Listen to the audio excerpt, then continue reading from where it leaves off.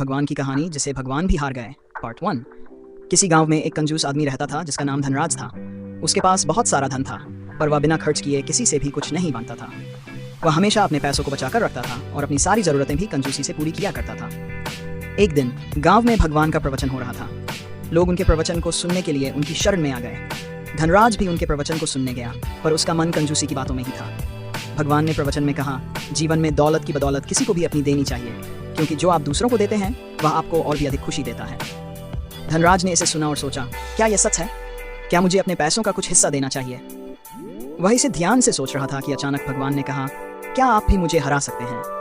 क्या आप इतने कंजूस हैं कि आपके पास इतनी धन भी नहीं है कि आप मुझे हरा सकें? धनराज ने चौंक कर देखा और समझा कि यह सच है। धनराज ने अपने धन का एक छोटा सा हिस्सा भगवान के सेवा में देना शुरू किया, पर उसका मन अभी भी कंजूसी से भरा हुआ था। उसने सोचा कि वह सिर्फ इतना ही देगा जितना उसे बिना किसी को हानि पहुंचाए देना संभव हो। धीरे धीरे धनराज का दिल भी बदलने लगा। वह अब अपने धन का बड़ा हिस्सा भगवान की सेवा में देने को तैयार हो गया था। वह अपनी कंजूसी को हराने के लिए प्रयत्नशील था। एक दिन धनराज ने अपने बड़े से मंदिर में जाकर बहुत सारा धन चढ़ाया।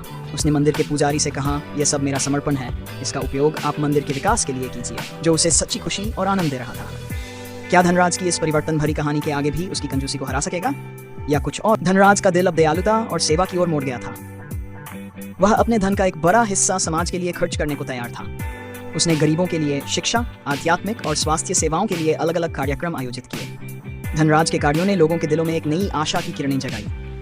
उनके द्वारा किए गए योजनाओं ने गरीबों को जीने की प्रेरणा दी और उन्हें अधिक संवेदनशील बनाया।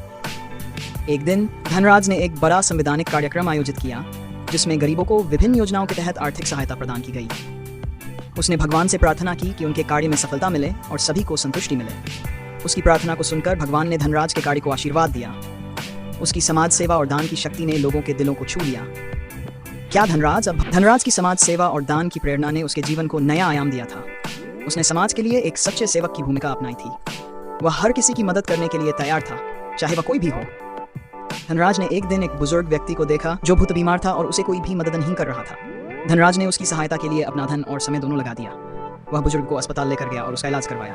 धनराज की यह नेककारी समाज में चर्चा का विषय बन गया। लोगों ने उसके कर्म की सराहना की और उसे समाज का हीरो मानने लगे। धनराज के इस उदार कार्य ने लोगों में एक नया आशा का जन्म किया। धनराज ने भगवान से आभार व्यक्त किया कि उन्होंने उसे इस मार्ग पर चलने की प्रेरणा दी। उसने समझा कि असली धन वही है दूसरों की मदद करने में लगाया जाता, न कि सिर्फ धन का संचय। क्या धनराज की यह नई सोच उसे अगले स्तर पर ले जाएगी, या उसकी कंजूसी फिर से उसे अपने अंदर ले जाएगी? धनराज ने अपनी कंजूसी को हरा दिया और समाज सेवा में अपना जीवन समर्पित कर दिया। वह अब समृद्धि का असली मतलब समझ चुका था। जो धन और संपत्ति केवल अपने लिए रखा जाता है, वह सच्ची समृद्धि नहीं होता। समृद्धि का सही मतलब होता है दूसरों की मदद करना, समाज में प्रगति और सामूहिक विकास को बढ़ावा देना। धनराज ने समझा कि वास्तव में भगवान की कृपा उसे इस राह पर चलने के लिए मिली थी। उसने भगवान का आभार व्यक्त किया और हमेशा उनके आदर्शों के अनुसार जीने का प्रण लिया। धनराज की कहानी ने हमें यह सिखाया कि धन और संपत्ति की महत्व नहीं होती, बल्कि हमारे कार्यों और उनसे उत्पन्न होने वाले प्रभाव की महत्व होती है।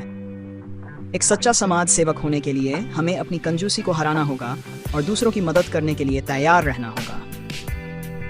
धनराज की कहानी हमें यह याद दिलाती है कि हमें अपने जीवन में धन के साथ साथ दूसरों की मदद करने का भी उतना ही महत्व देना चाहिए। यही हमारे जीवन को संतुष्ट, सफल और अर्थपूर्ण बनाता है। धनराज की कहानी से निकलता है यह संदेश कि अगर हम अपनी कंजूसी को हरा दें और भगवान के आदर्शों के अनुसार जीने का प्रयास करें, तो हम सच्ची समृद्धि प्राप्त कर सकते हैं। धनराज की कहानी से हमें यह सीख मिलती है कि हमें अपने जीवन में सच्ची समृद्धि को प्राप्त करने के लिए धन को सिर्फ अपने लिए ही नहीं, बल्कि दूसरों के लिए भी खर्च करना चाहिए।